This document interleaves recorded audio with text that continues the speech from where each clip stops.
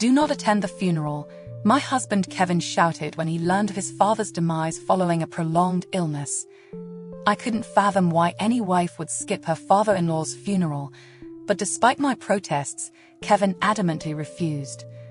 Confused and desperate for answers, I surreptitiously attended the funeral against Kevin's wishes. To my astonishment, I found him seated beside an unfamiliar woman at the bereaved family's side. Questions swirled in my mind. Who was she, and what on earth was transpiring? I, Jessica, 34 years old, had been married to Kevin, a 37-year-old office worker, for 3 years. Our childless union was filled with shared activities on his infrequent days off from work, during which we relished our time together. However, the discovery at the funeral left me shocked and bewildered, yearning for the truth. Reflecting on our past, Kevin's mother had passed away when he was a child, leaving his father to raise him and his sister Amy alone. During the initial years of our marriage, we often visited Kevin's family, but those visits dwindled when his father fell seriously ill a year ago. Kevin had explained that his father didn't want me to witness his emaciated state, so I refrained from visiting. Then came the call on Kevin's mobile after a day at work. "Dad has passed away." The sudden news left us both in disbelief.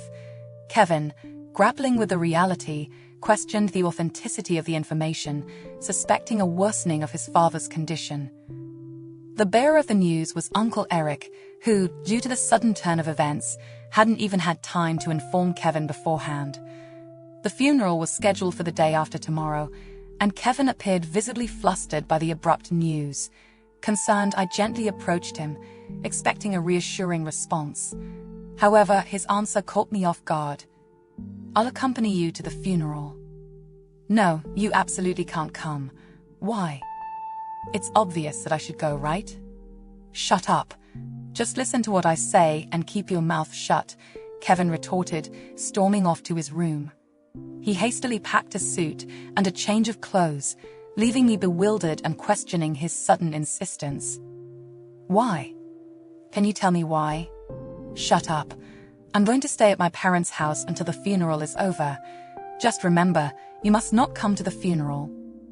"Wait, hold on a minute," I protested, but my panicked pleas fell on deaf ears as Kevin left the house. It felt natural for a wife to attend her father-in-law's funeral, so I couldn't understand why I was being prohibited. Frustrated and confused, I couldn't let it go. Determined to get answers, I decided to inquire about the funeral's location. I reached out to my sister-in-law Amy, with whom I didn't regularly communicate. However, she seemed oddly distant. "How come you know about our father's death, Jessica?" "I heard it from Kevin." It's surprising that he has contacted you already," Amy replied, appearing puzzled. Our conversation didn't align well, but I couldn't dwell on it. Kevin had instructed me not to come, yet I yearned to pay my respects. "I appreciate your sentiment, Jessica, but it might be best for you not to come." "Why?" "My father-in-law passed away, and I want to say my final goodbye. Please," I persisted. After a moment of silence, Amy reluctantly agreed. "All right, but keep this a secret from Kevin, okay?" Amy provided me with the details of the funeral, but requested that I arrive later than the start time and discreetly take a seat where I wouldn't draw attention. Perplexed by this treatment, I managed to secure bereavement leave from work and followed Amy's instructions on the day of my father-in-law's funeral. Arriving slightly behind schedule at the venue, I was taken aback to find an unfamiliar woman seated next to my husband Kevin in the chief mourner's position. Questions raced through my mind. Who is she, and why is she sitting beside my husband? Confused and unaware of the unfolding situation, I quietly took a seat in the farthest row. Overhearing whispers from the people in front, I learned that the mysterious woman might be Kevin's new wife, Nancy. Shockingly, it was rumored that Kevin's previous wife had served him divorce papers and abruptly left. Speculations about me having an affair or being in debt circulated among other attendees. The shock was overwhelming, draining my strength as my heart raced. I had never filed for divorce, and the topic of separation had never come up. I struggled to comprehend the meaning behind this supposed remarriage. Unable to keep up with the unfolding situation, the rumors hinted that the woman seated next to Kevin was indeed his new wife. She appeared to be in her early 20s, occasionally caressing her visibly swollen belly, even beneath her loose funeral attire. When it was my turn to pay respects, the once silent venue began to buzz with hushed comments. She really had the nerve to show up. What an insensitive woman, I overheard as I slowly approached the row where my husband was seated. When my gaze met my husband Robert's, his face turned pale, and he appeared visibly shaken. However, his new wife seemed oblivious to his distress. Having completed paying my respects at the funeral, I swiftly departed the funeral home, avoiding his piercing gaze. I headed to the city hall, where I retrieved my copy of the family register revealing the deregistration that indicated our divorce had taken place 5 months ago. Trembling with fury, my mind went blank. How could he dare to secretly file for divorce and remarry? The betrayal was etched in my memory, and I vowed never to forget. Gritting my teeth, I resolved to take revenge on my husband. Days passed, but Robert never returned home, and there was no communication from him. Despite his assertion that he would stay at his parents' house until the funeral was over, I yearned to confront him. However, I chose not to contact him, opting to wait and see his next move. The perplexity deepened as I wondered why he would clandestinely file for divorce and remarry while living with me, keeping it all a secret. There had to be something more to this situation. Reflecting on Robert's past actions, I began to notice a pattern and quickly turned on my computer. Recalling seeing him typing away at a blog on his computer in the middle of the night, I delved into his history and discovered a blog titled Kevin the Dragon King's Wild Diary. While there were no pictures of Robert's face, images of his car and our home confirmed its authenticity. As I read through each posted article, the details of his covert plans unfolded, igniting a surge of anger within me. Ah, that's it. With a brilliant scheme in mind to get back at Kevin, I meticulously prepared and eagerly anticipated seeing the expression on his face on the day of the operation. Standing in front of the house Kevin shared with his new wife, Nancy, I watched as a delivery truck pulled up, and the delivery man began unloading packages. As Nancy came out of the house and exclaimed at the entrance, questioning the origin of the packages, I reveled in the unfolding drama. When called by Nancy, Kevin emerged, his eyes bulging at the multitude of cardboard boxes. As he leaned in to see the sender's name, he began acting suspiciously, spreading his arms to hide the packages. Naturally, he couldn't keep his cool, especially with the sender labeled as ex-wife Hart. Nancy, perplexed, raised her voice, demanding an explanation. Kevin, avoiding her question, quickly paid the delivery fee of $200 and locked eyes with me, hidden in the shadows of a nearby lamppost. "Hey, you. What are you doing here?" "I got your address from your sister, Amy," I replied, turning to Nancy with a warm smile. "Nice to meet you, Nancy. I'm Jessica, Kevin's ex-wife who sent you these packages. Sorry to surprise you. He unilaterally filed for divorce 5 months ago without telling me." When I showed her our marriage certificate, Nancy seemed taken aback. However, she invited me in, suggesting we shouldn't cause a scene outside. Once inside the living room, ignoring my trembling husband sitting next to Nancy, I began to speak. "Nancy, when did you start dating Kevin?" "About a year ago. He said he was single. I can't believe it." "Interesting. So he deceives both you and me. Come on, don't say such horrible things.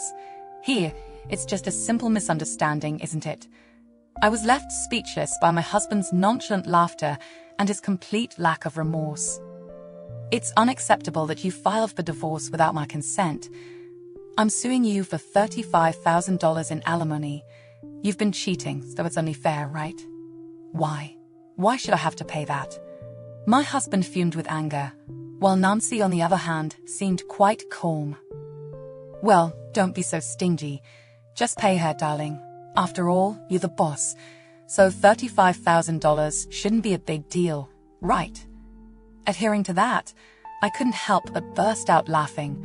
Nancy looked at me, puzzled by my reaction. Who's the boss? Kevin's been lying about that too, Nancy. He's just an ordinary office worker. What? Kevin, what's going on? As Nancy confronted him, my husband, beads of sweat appearing on his forehead, began to make excuses. Nancy, I'm sorry for lying, but when my father died, I came into a large sum of money. His stupidity left me with nothing to do but laugh bitterly. From his blog, which I had found, it was clear that he was under the delusion that he would inherit a fortune if his seriously ill father passed away. He had lied about his identity to his mistress, got her pregnant without showing any signs of panic, and joyfully documented his plan to unilaterally divorce me. When I slapped the printed pages of his blog onto the table, the doorbell rang. My husband opened the door, and there stood Eric, his uncle. There's no way you'd inherit anything, you idiot. In fact, besides Amy, Eric was the other person I had contacted. Before entering this house, I had called Eric on my cell phone and had him listen to our entire conversation. You explained to our family that Jessica left you after having an affair and filing for divorce, didn't you? Oh, that's it. Kevin, unable to come up with an excuse, started to get defensive. Just because of that, it doesn't mean I can't inherit my father's estate. I am his son, after all. You've been disinherited. That's got nothing to do with the estate. Huh, what are you talking about? From what I heard from Eric, Kevin was always pestering my in-laws for money. When my father-in-law rejected him, Kevin would insult him and sometimes resort to physical abuse. Recognizing his life was nearing its end, my father-in-law had taken the initiative to disinherit Kevin. Hold on a minute. So, you're saying I'm not getting a single cent? I've got debts because I was counting on my father's inheritance. What am I supposed to do? That's what you deserve, was all I could say. If your father wanted you to become a responsible person, that's why he thought it'd be better not to give you any money. Don't you understand his feelings? So, give me the inheritance, and I'll become more responsible, Kevin pleaded. The more he spoke, the more I was filled with disgust. It seemed Nancy, his mistress, felt the same. You told me you were a CEO. That's why I went with you. I got no use for a poor man. Nancy, please don't say that. Her baby's about to be born. With that, she let out a big sigh and shot a glare at him. I'll give birth and raise a child by myself. All I need from you is alimony and child support. Nancy, please forgive me. Kevin began to sob, but I wasn't about to let him off the hook. You'll also have to pay me alimony. That's impossible. I don't have that kind of money. Oh, I got it, Jessica. Let's give it another go. What audacity, I thought. He had filed for divorce, and now he was asking to remarry. Please, I'm begging you. You can work too. We can repay the debt together. Are you kidding me? Furious at Kevin's selfishness, I yelled back, shaking him off my leg and leaving the house with Eric. Soon after, my ex-husband was served with divorce papers from Nancy, who was demanding $25,000 in alimony and $700 a month in child support.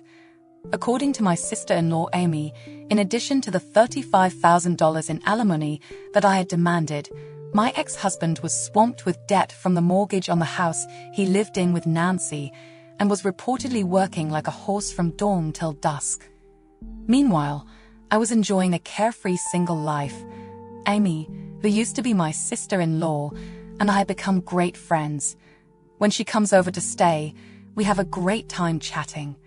To top it off, a comic strip I drew based on my ex-husband's blog post has received a phenomenal response on social media, and I'm going to publish it. Excitedly, contemplating the title for the comic, I'm enjoying my new daily life.